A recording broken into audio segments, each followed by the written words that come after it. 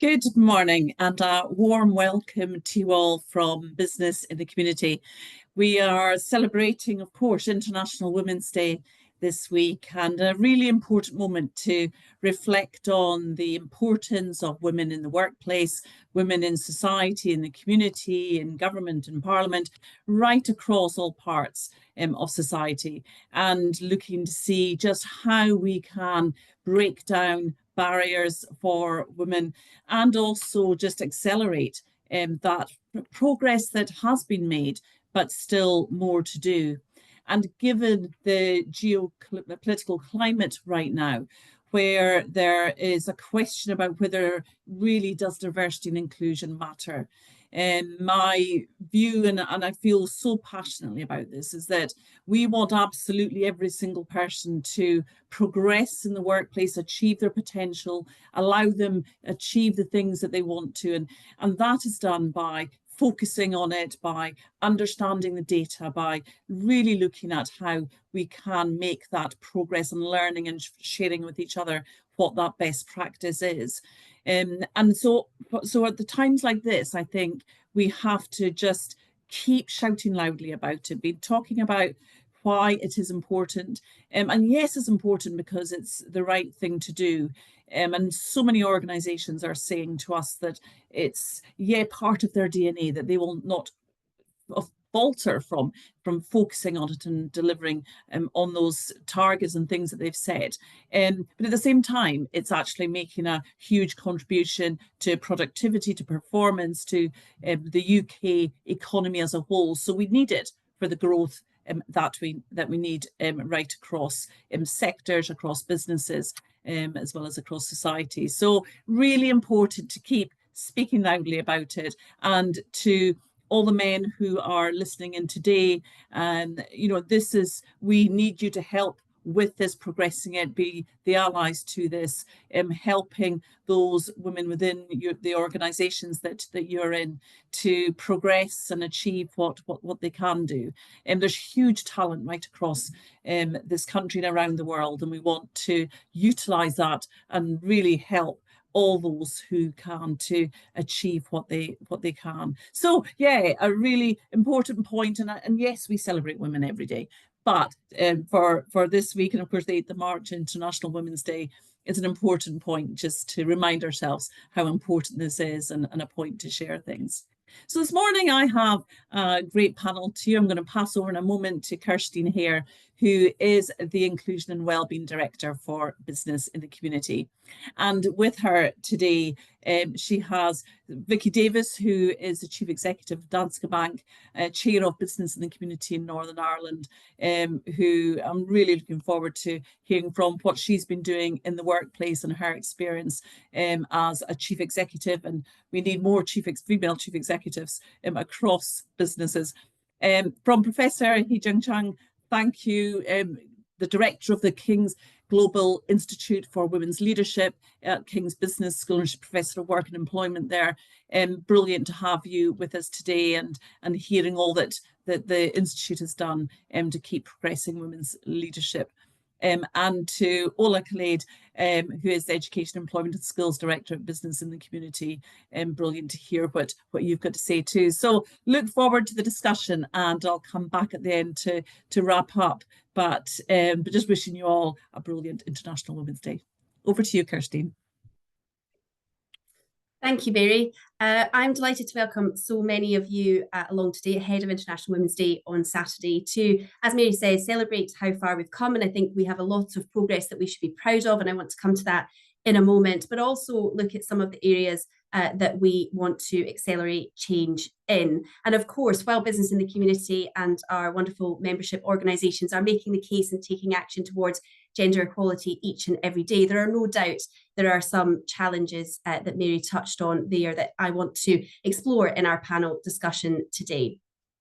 So before we kick off with our panel, I wanted to take that time to celebrate how far we have come, where we want to go and accelerate change, and also touch on some of the top lines of a report that Business in the Community recently commissioned, which is called The Business Case for Gender Diversity and Equity. And we're going to release that report in full in the coming days, but I thought it was really important to touch on some of the top lines there that reiterate the strong and robust case that we have for progress in this area.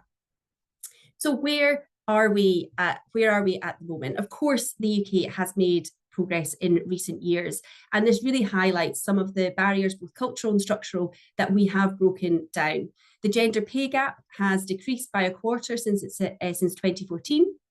There is the Employment Rights Bill going through Parliament at the moment, which will also kind of make way for businesses to provide plans alongside their gender pay gap statistics, which business in the community is supportive of. Last week, we saw the release of the FTSE Women's Leaders Review, highlighting an all-time high in board representation, board positions held by women in the FTSE 350. It's at 43%, which takes us to second place in the G7. And we know that more diversity around the board table is good for business. And across Parliament and in government, we have seen real progress. In the election in July last year, we saw the highest number of female MPs elected to Parliament. We now have 263 female members of Parliament across the House, and we almost have a gender balanced UK cabinet. So significant changes in that space. And also an important cultural shift. We see greater adoption of flexible working. Almost half of men are working in this way. And we know that that has positive implications on cultures within organisations, but also impacts things like caring responsibilities that are more likely to be equally distributed. And we went into that into more detail in the report Business in the Community did around caring, called Who Cares?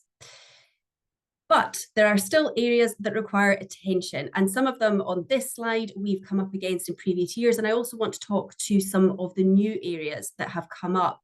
So looking at some of the points in this particular slide, we know from the FTSE Leaders Review that whilst we've seen a real positive steps around board representation for women, we are still struggling to get the numbers up of female chief execs in the large companies across the UK. And in fact, in some in FTSE 100 companies, for example, that went down from 10 females down to 9. So there's a lot of stubbornness around that particular area. And I'm really interested to hear from our panel around that.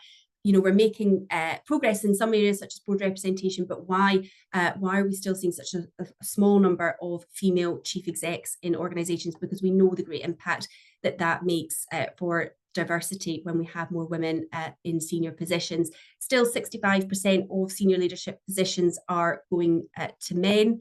And we know that when it comes to finances, for every pound a man earns, women are only earning 90 pence. And that's when they have the same characteristics and similar locations, similar qualifications. And that has an impact presently, but it also has an impact on future pension pots and savings, because we know there's a great disparity between men and women in that space as well.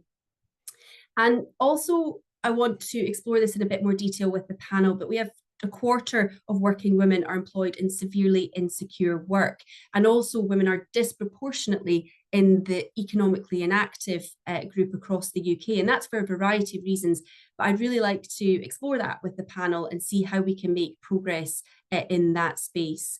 And, you know, a pretty depressing statistic there that 58% of women have experienced sexual harassment, bullying or verbal abuse at work. And unfortunately, that stat has remained pretty stagnant for a number of years.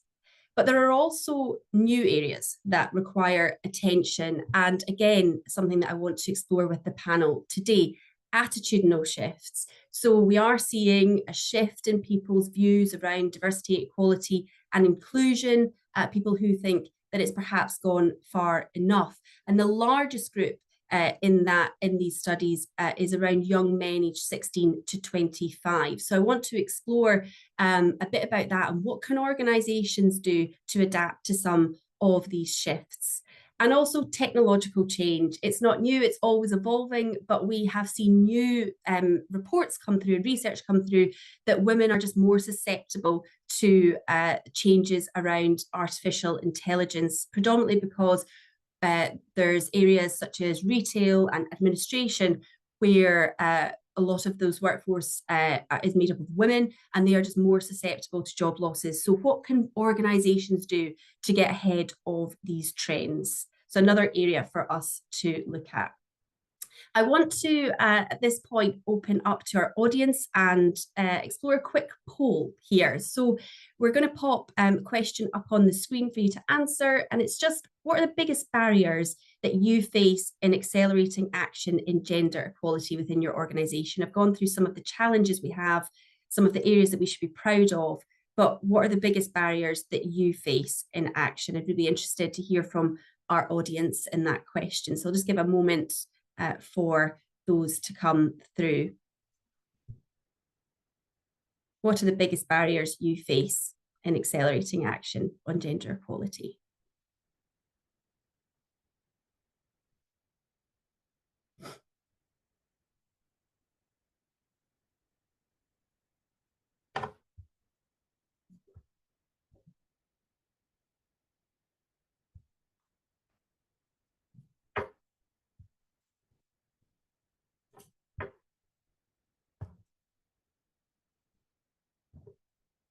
Okay, we've got some coming through in the chat as well, lack of understanding about why it's important. So really important, the case to continue to be made, because we know the evidence is really clear in this space, but it's sort of making that case, as Jackie says.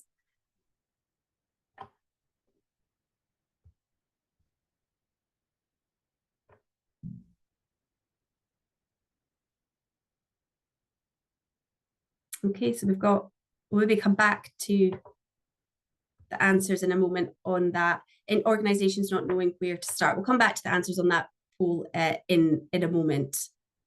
I just want to touch on the report that Business in the Community have recently commissioned around the case for gender equity, and it just follows on from the point in the chat there. This report will be released in full in the coming days, so everybody will have access to that. But some of the top lines that come out of it is that more women at board level, that we will have organisations will have higher levels of productivity. Women-led businesses are more likely to have women in senior management and reduces their gender pay gap.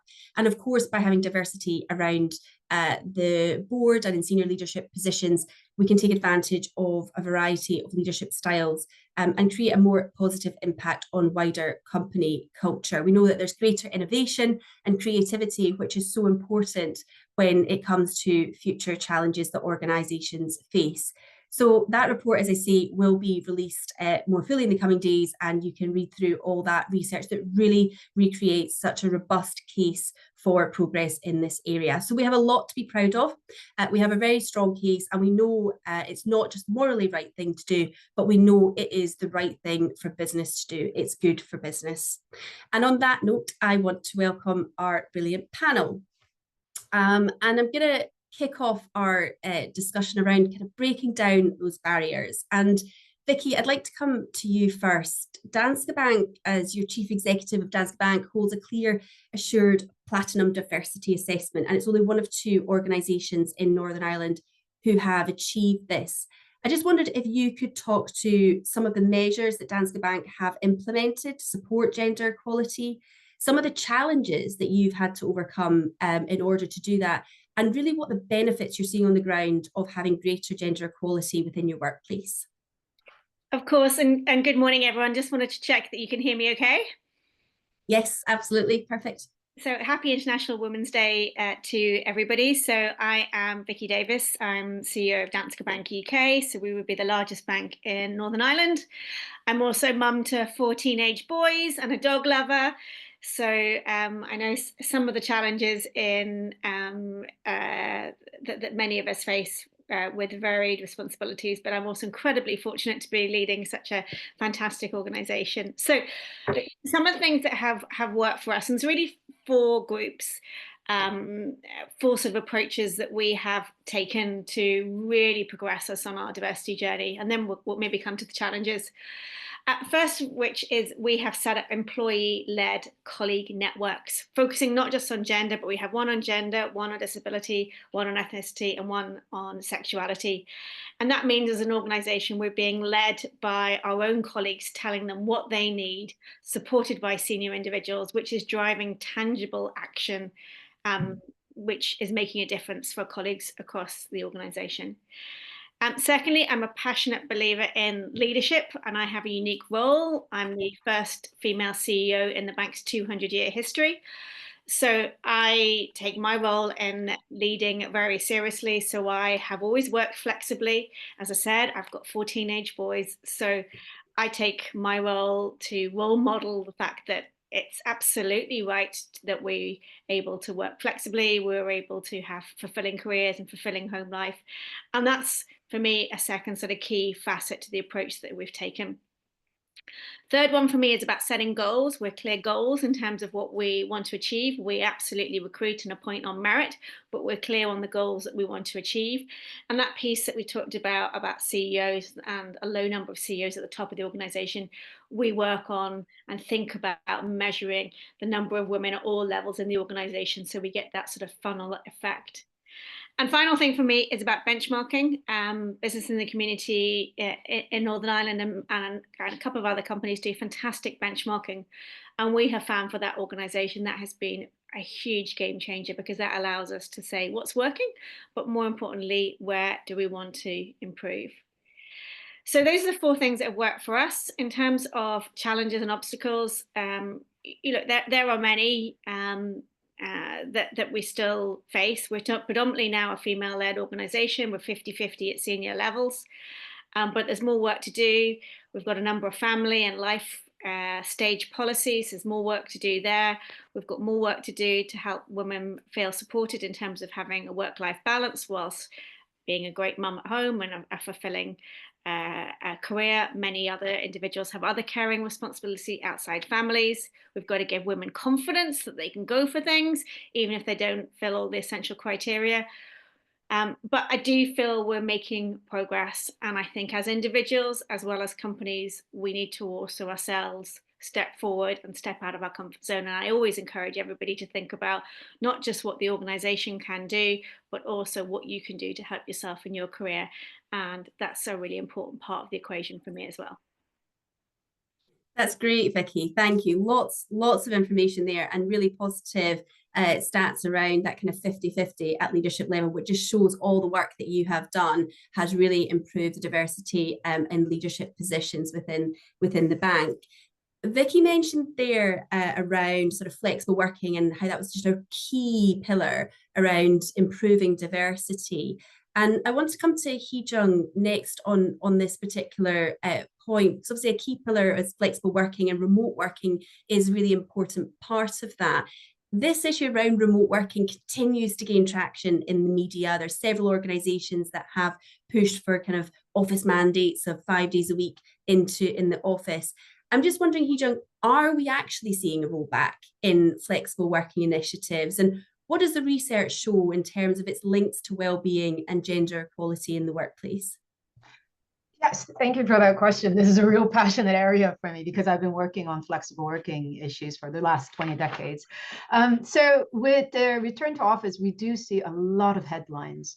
There's 2 types of headlines. One is this very harsh kind of 5 days return to office mandates that are being seen by big companies such as Amazon. We have seen companies like JP Morgan's boss talking about, office home workers as being kind of slackers, that you can't really be productive while working from home. So you see this type of, not only this, return to office mandates, but also this very, very kind of stigmatized bias against home workers as being not committed, not motivated, and therefore not productive. Now, what does the science tell us? Firstly, there is more evidence around home workers being more productive than kind of office workers. And we've done qualitative and quantitative and also very extensive kind of field studies. Well, not myself, but other colleagues have done. And what happens is First of all, home working allows people to save the commuting time and energy and money, which is, for some people like me, it could be 3 to 4 hours a day. So they're able to bring that back, not only into their family lives, but also to their work. So some of the work I've conducted shows that remote workers, flexible workers work harder and longer than in-office workers. And of course, those kind of elements has a huge impact on a worker's well-being. So workers are generally more satisfied, they have better work-family integration. And Vicky just talked about it herself as well, that for some women, it is impossible to hold down high-level senior jobs full-time without the flexibility. Because if you need to be commuting into the office, and again, if for a lot of high-paying jobs, the commute is longer, and that's, again, this is based on science, then if you need to do the commute and you are still kind of pressured by society and your family members to do most of the childcare and housework, it just is not compatible. But what we are able to do is provide remote working options, provide more flexible working options for women, which allows us to really tap into this an immense amount of human capital for women, which again helps women, but also companies. And, as we can see in Vicky's case, as well as my case as well, a good case of where, I was only able to really sustain my academic career and a full-time job because I was able to do that flexible working. So, regardless of all that scientific evidence, and regardless of all those kinds of really good evidence, we are seeing a lot of particular business leaders really kind of presenting a narrative against remote working. Now, the problem is two. One is we don't see a really big kind of return to office patterns amongst workers, despite employers talking about return to office mandates. Workers are resisting. But there is a particular group of workers who are coming back more often, and those are men and fathers. Now, this is due to a whole range of reasons, but one of which is because in most heterosexual couple relationships, it is still the fathers who earn more in most cases. And they are also more fearful about kind of the negative career consequences that they may face if they don't come back into the office when there is a mandate. Now, again, the problem is if we see a situation where in companies or in society as a whole, we see more and more men go back into the office due to these return to office mandates, and women, because as I mentioned, this is the only opportunity for them to actually hold down a really good career whilst being able to be an involved mom, and we see those women stay at home.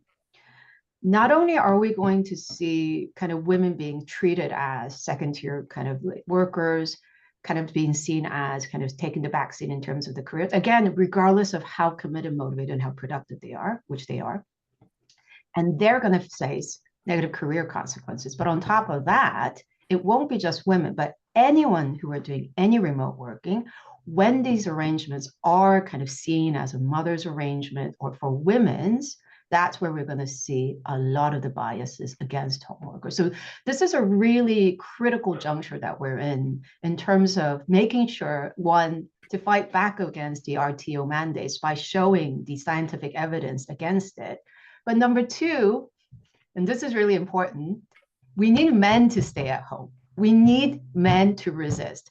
Women are going to resist anyways, but we need men to resist those RTO mandates and say, no, I want to stay home. I want to be the involved father. And I want to be able to actually do a much better job than coming back into the office just because you kind of scared me or, you gave me kind of no option but to do so. Thank you, Heejung. That's really interesting breadth and depth around the issue. And I suppose it all kind of is about making the workplace as accessible as possible. And that is really a key factor in all of this. And Ola, I touched on earlier in my slides around that disproportionate number of women in the economically inactive group. And there's a whole variety of reasons why that is the case. But I just wondered from your experience, how can we reduce that number and how can we make workplaces more accessible to women? We've obviously talked about remote working there, but where have you seen other examples of best practice? It'd be really interesting to hear your thoughts about that. Yes, and thank you, Kirsten, and it's great to be a part of this conversation. And yes, you're absolutely right. We are seeing an increase in the numbers of people who are economically inactive in the UK. So just over nine million people between the ages of 16 to 64, and we know that about 6 out of 10 of them are women. So as you mentioned, there are a wide range of factors that we see driving this. But one of the things I sort of find quite concerning is, for the first time ever, long-term sickness has become the leading cause for economic inactivity amongst women. So historically, this would have been, family responsibilities or caring responsibilities, and we have, made some progress. Some of our members on the call have been very progressive with family-friendly policies, increasing our work flexibility. And we know these are things that do support more women into work and more women progressing into work, as the panel have said. But I think that the concern about the long-term sickness, I think we are seeing those figures rise up by over 50% over the past 5 years. And I think to really address this will need a join up between, government, between employers, between the health service, because the numbers are concerning. So employers do have a key role to play as well.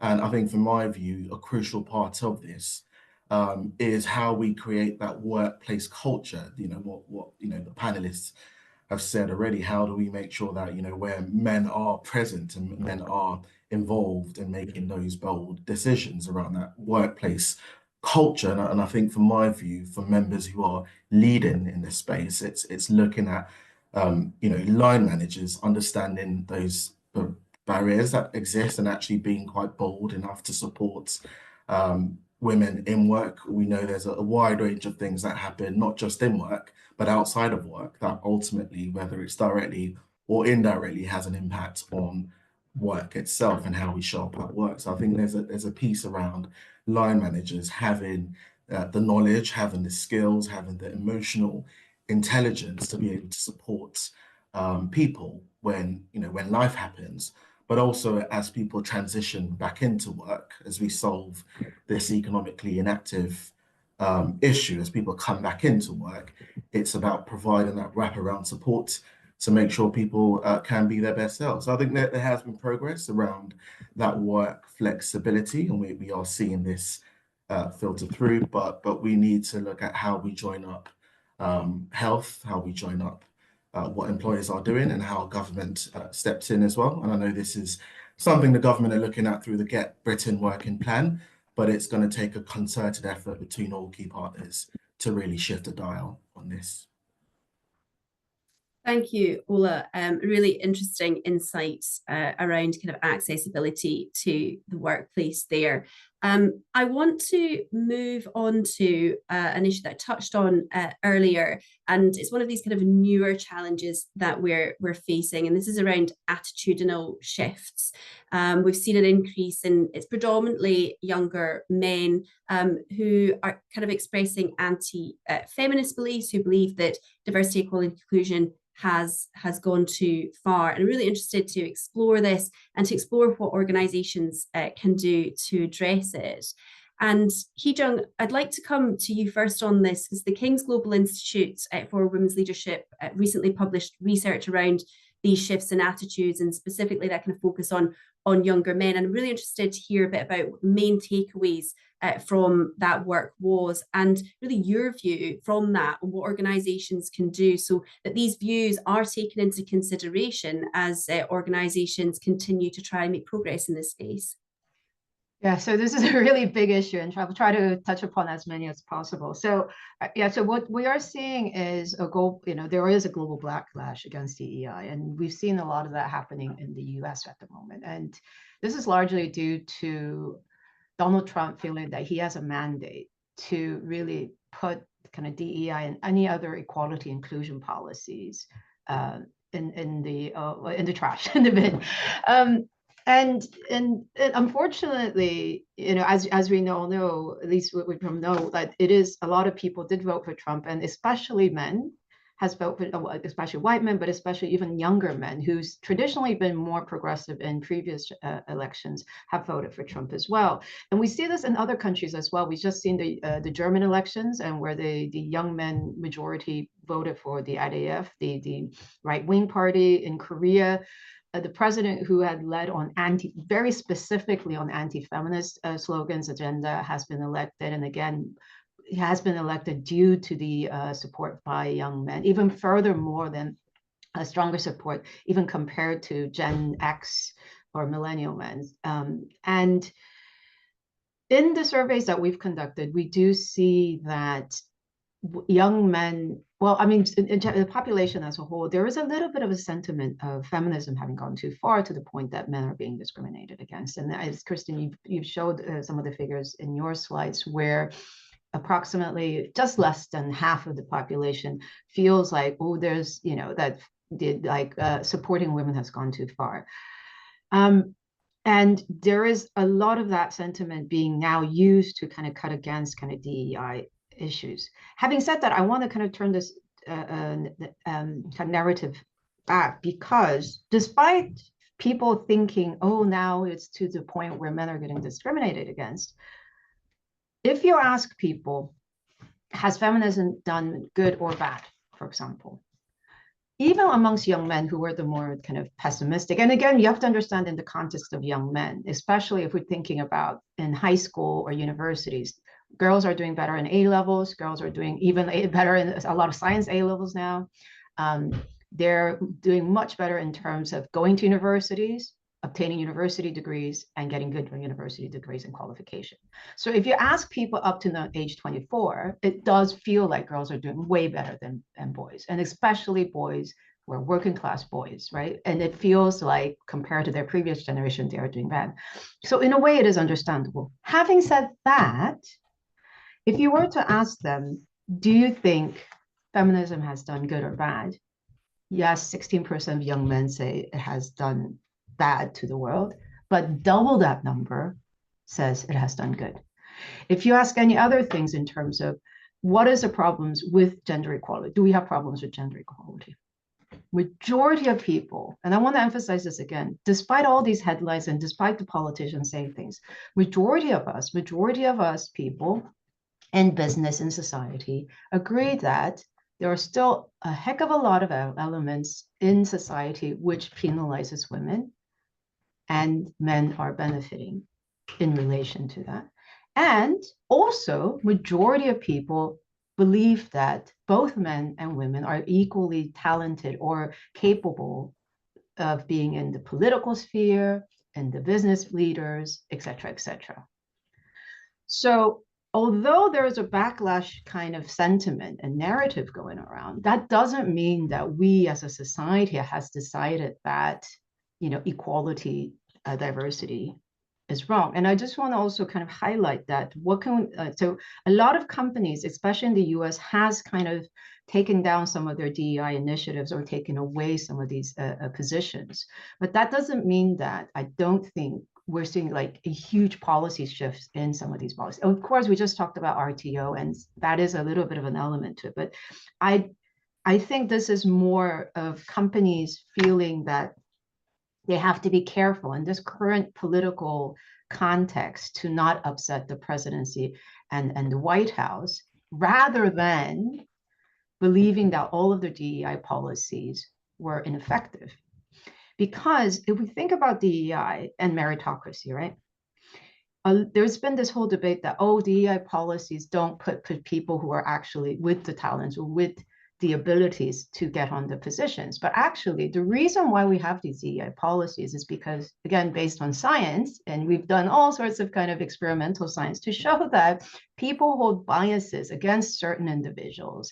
And there are women, there are ethnic minorities, there are working class people, et cetera, to the point that we are not seeing the value and the talent they have. And we are unable to promote these people, to provide them those people with those talent in the right positions that they need to be, and emphasizing and pushing up people who look mostly like the boss, right? That's why we introduced DEI policies, in a way to ensure that real meritocracy can survive. So the backlash really has to do with this misunderstanding of beliefs that we're taking jobs away from, young men and giving it to women who don't deserve it. But actually, it's not. But the last thing I will say is that it's also not a zero-sum game. When we are able to promote people, the good people, into good jobs, you're going to have companies prosper, they're going to be better off, and there's going to be more opportunities for everyone, rather than a zero-sum game where, oh, because she's got promoted, I'm not. So I'm just going to end there because, I think I've overstayed my time. Not at all. That's really fascinating. And it just sort of reiterates the case that the evidence is absolutely there. And it's about how we kind of, what the narrative is and the language that we use. Because, the vast proportion of the population are still believe that this is the right way to go. So really interesting. Thank you for that, Heejung. Ola, you are, as a father of young children, I'm really interested on how you feel about some of these studies that are coming through and some of the research, and how you feel that we can sort of navigate the current climate to keep our progression on track, but just sort of taking into consideration some of the challenges that we have in this space, as Heejung's just outlined. Yes, and absolutely. I think as a father of a young daughter and a young son, it's something that's really personal to me. And I think the progression to the points that have been made earlier on, I think the progression of women in the workplace isn't just a women's issue; it's a collective. It has to be a collective priority. And I want not just my daughter, but actually my son to be fully cognizant of this. And I think that starts with the conversations we have at home, to be quite candid. I think that starts with the conversations we have around the dinner table.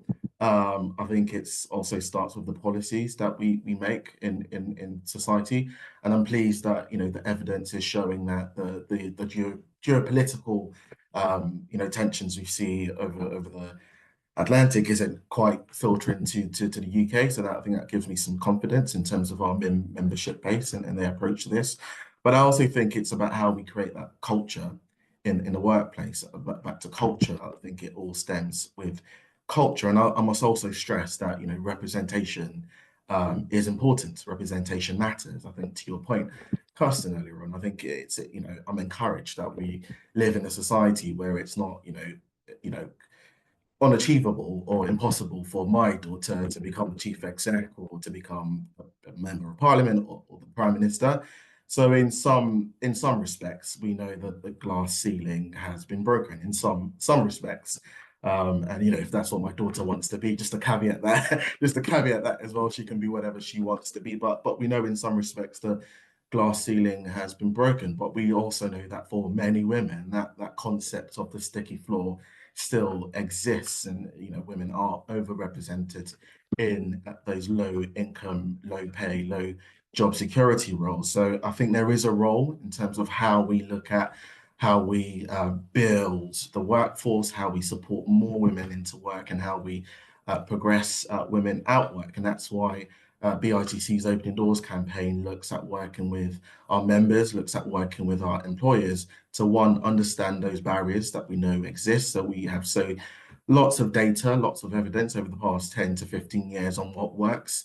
And we support members and employers in removing those barriers and some of those questions and some of those things we've already talked about. So ensuring that when a promotion comes up, there's that transparency in terms of who is actually applying for it, who's been sponsored, who's actually going through that recruitment process, ensuring that work flexibility is critical. And I think if we look at the critical mass in terms of the low sort of entry-level roles, it's ensuring that we are focusing on the skills that are required for the jobs and not what previous experience someone has.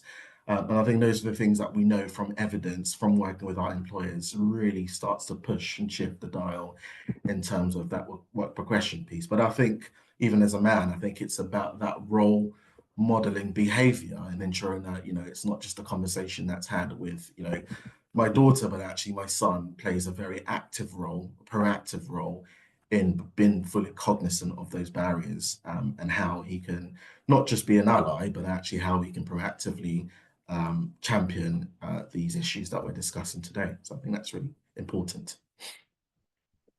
Absolutely. Thank you for that, Ola. We've kind of touched on in the last couple of questions. I wanted to really focus the start of this webinar around the work, the really good work that's being done and the barriers that we need to break down. But we have started to touch on the sort of geopolitical challenges. And to that point, I want to open up a quick poll to the audience. There's a couple of questions, yes, no answers, that are going to pop up before we enter into this discussion with our panel. So are you worried about the shifting global attitudes towards equity, diversity and inclusion? Just a simple yes, no. And secondly, have your organisation's EDI priorities or investments changed in light of this? And again, just a simple yes, no answer for that. And I think this will be really interesting before we sort of go into that discussion with the panel around these changes that we've seen. So just give everybody a minute to pop their details into the survey, and hopefully we'll bring through our results for that.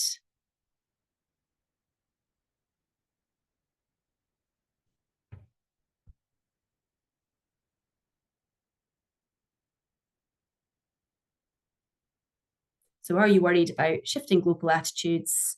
And secondly, has your organisation's priorities in the EDI space changed in light of this? And we'll have a largely UK audience here, so it'll be interesting to see what comes through in this poll. So there we have it, 98%. So overwhelmingly, we have an audience that are worried about the shifting global attitudes.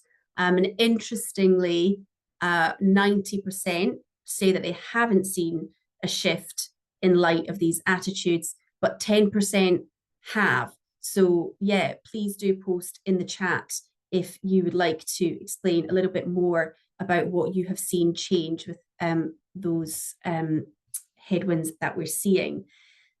Vicky, I'd like to come to you on this, and in light of what we've seen in that poll there, you know, we are experiencing challenges globally. We've touched on it a few times already in this webinar, and it dominates quite a lot of the media around this topic.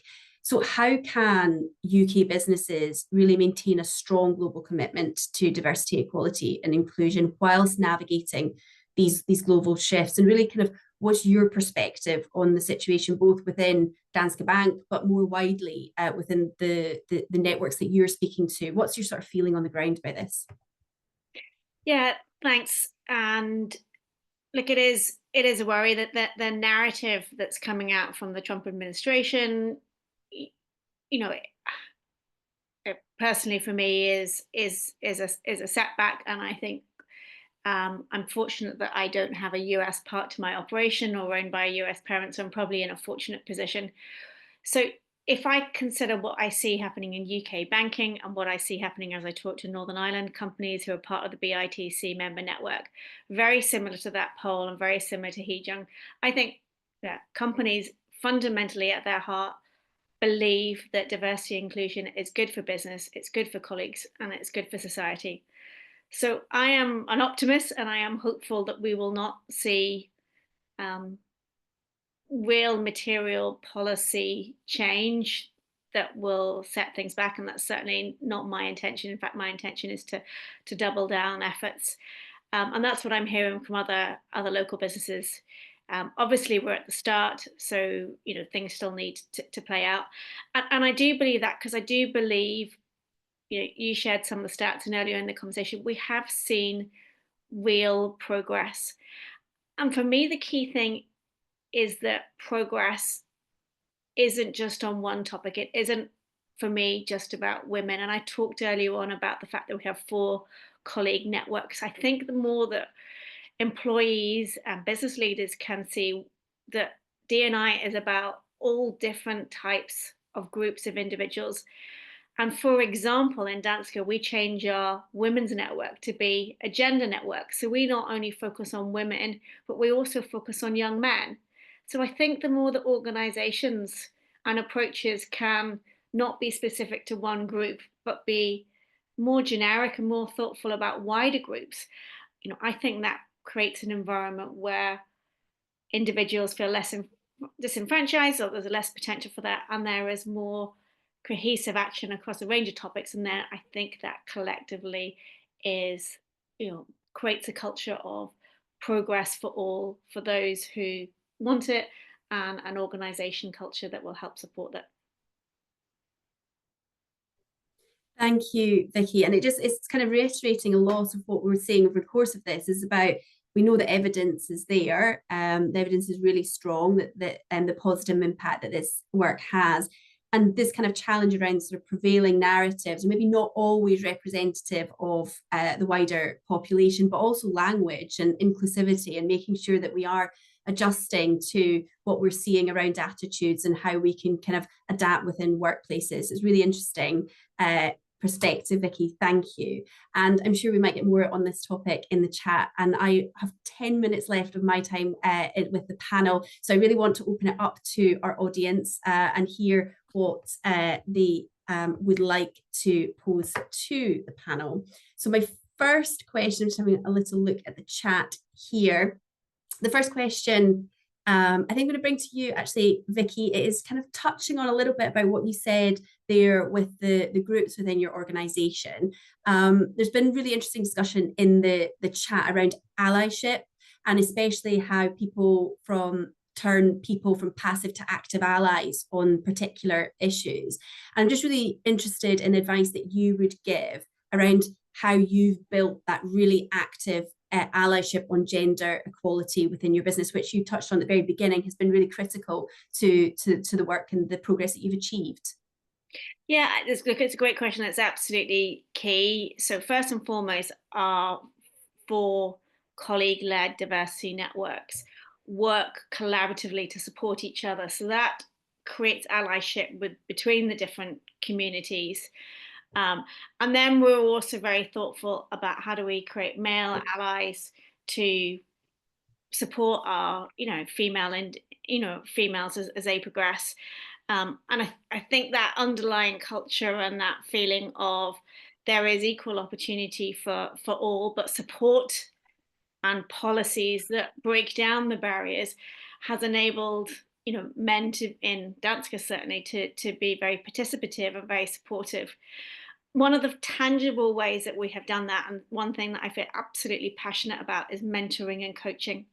Because in my career, and to get to the CEO, the mentors and coaches I had along the way were the single biggest change to my career trajectory.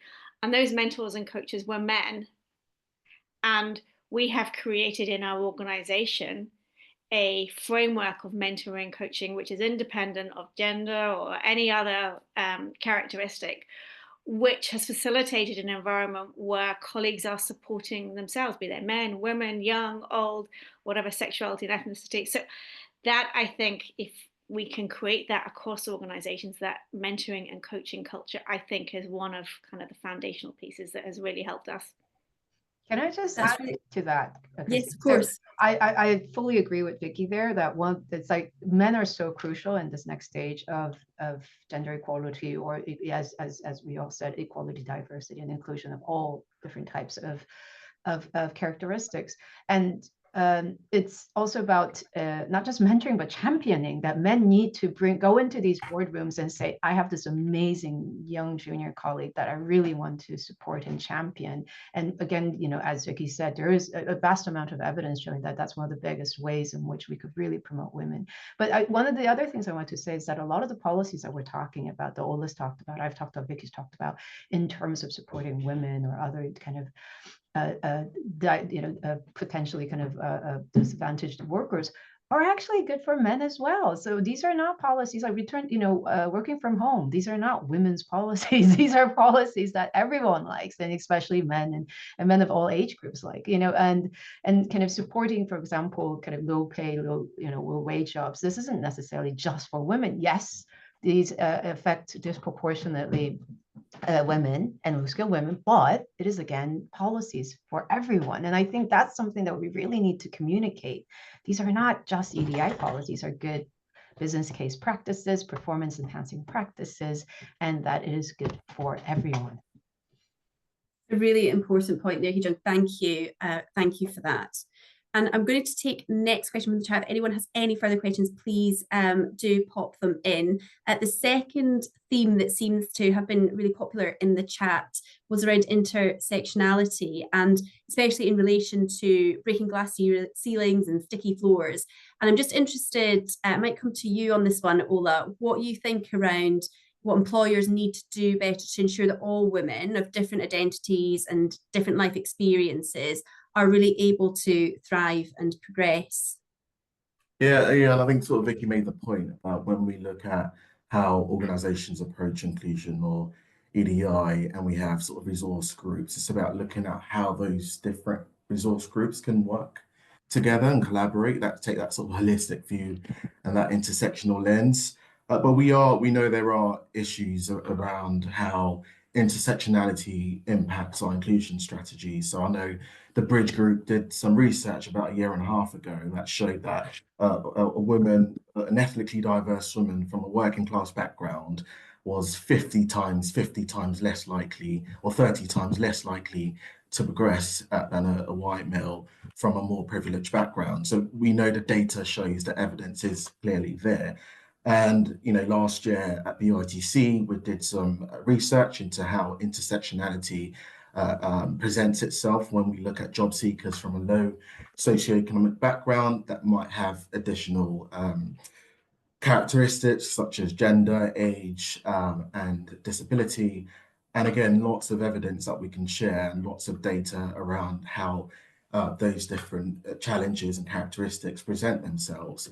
And what we are saying to employers is just to look at the data. I think it's always leading by data, but also taking that intersectional approach when you are building out your EDI strategies. And that's about connecting all your work on, whether it's on gender or disability. We know, for example, when, a Black male who has a disability is applying for a job, we know at the moment there are more barriers they face through the application process. So again, the evidence is there, and the onus is on employers to understand how those different things might surface, whether it's the work inspiration piece, or whether it's the recruitment piece, or whether it's the progression piece, and put in the right interventions in place to address that. But it has to start, and just to kind of take it back to the fundamental, I think it really has to start with taking that holistic view on how different protected characteristics might compound the barriers and the challenges that people face in the workplace. Thank you, Ola. That's really helpful insight. I want to just touch on a point that you were making there. You talked, and this kind of touched on throughout the webinar, that this is not a zero-sum game. This is all about creating a meritocracy, and this is about ensuring that irrespective of your background, your gender, your age, your ethnicity, if you have a disability, you will be able to achieve your potential. And I think it's all about this kind of language of like that's people can argue with that. It's really fair. It's something that we all get behind. And one of the questions in the chat sort of feeds in to that point.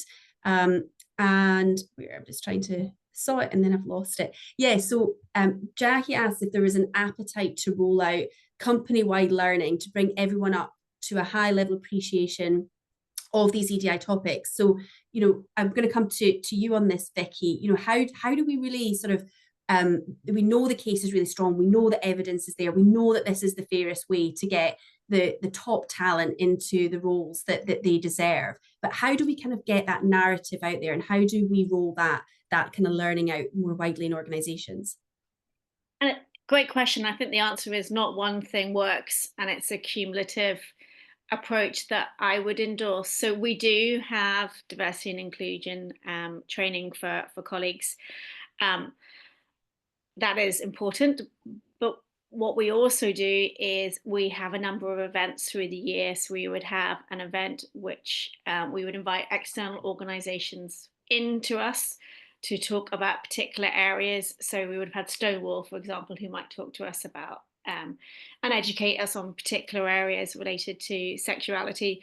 We would then have colleague-led events where, for example, we had one recently from our Origins network who would come and share different food and information on their different backgrounds and religious festivals. Tomorrow, there is an event in the bank on International Women's Day when we'll also be sharing and educating colleagues, on approaches and, sharing different experiences. So I share all that because there is a range, and one approach on its own doesn't work. I think those aspects are not enough. I think what you also do need is a culture where people feel confident to call out behaviors that are not in the spirit or aligned to what a company's values might be. And I think that leadership of individuals throughout our own organization to do that in a respectful way, everybody's on a journey, I think is a key part, because certainly I do believe that, a culture is only as good as what we're willing to tolerate. So I think it's training. I think it's emphasis in colleague-led events with external support. But I think then it's the cultural commitments and living by those values that matters. Thank you, Vicky. And that's a really nice note to end our discussion here. And I know there are other comments and questions in the chat that I haven't been able to get to around really important issues around childcare and the cost of childcare, the implication that has on women in the workforce and role modelling and all these things that we just unfortunately haven't had time to get to today. But I want to thank the audience for their interaction and for the panel for all those really helpful and insightful answers as we continue to navigate this space. And we know the evidence is there and the case is incredibly strong. It's just about how we navigate through these difficult times. But I'm going to pass back to Mary just to summarise our session and close our International Women's Day event today. Thank you very much, Kirstene, for chairing that panel session. And what a brilliant conversation, and so much learning for breaking barriers, accelerating gender equality at work. And of course, Business in the Community is the King's Responsible Business Network, and I, as CEO, we will absolutely continue to focus on that opportunity for gender equality, showcasing best practice, sharing the learning, because it is really important. And for great things that you're doing in your organisations, please do feed them into that discussion that we're having on an ongoing basis, because we can literally use that to, as we do with the Times Top 50 for gender equality. And we're reviewing the latest submissions on that at the moment, and we'll be sharing those with you all. We're also doing some work in the State of the Nation on responsible business. And again, the chief execs there are coming back really strongly about how supportive they are on gender equality, inclusive cultures, and creating that strong meritocracy in their workplace. And we heard earlier from Vicky about role modelling, setting goals, benchmarking, how to about a wider access to wider group across the organisation, and creating that support, mentoring and coaching, and men playing an important role in that.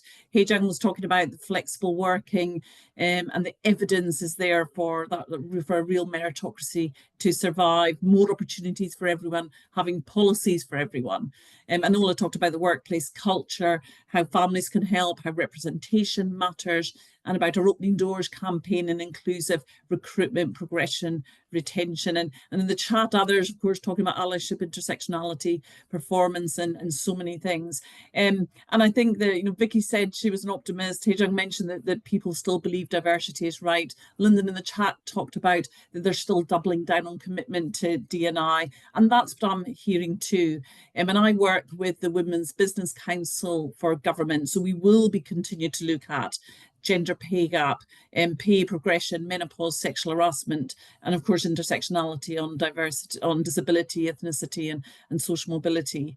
And what's interesting is we're taking all of that work that's happening just now and examples of the great work that you're all doing to the UN at the end of this week for the CSW, the Commission on the Status of Women, where again we can share some of that thinking internationally across organisations and across governments and parliaments, so that we can really shift the dial on this and make more progress faster. So please stay in touch with us. There's lots to continue to share over time, and let's still be that loud voice standing up for gender equality and making sure that we're breaking down even more barriers every day and accelerating gender equality at work. Thank you all very much indeed. And a special thank you to our amazing panel. Thanks all. Bye now.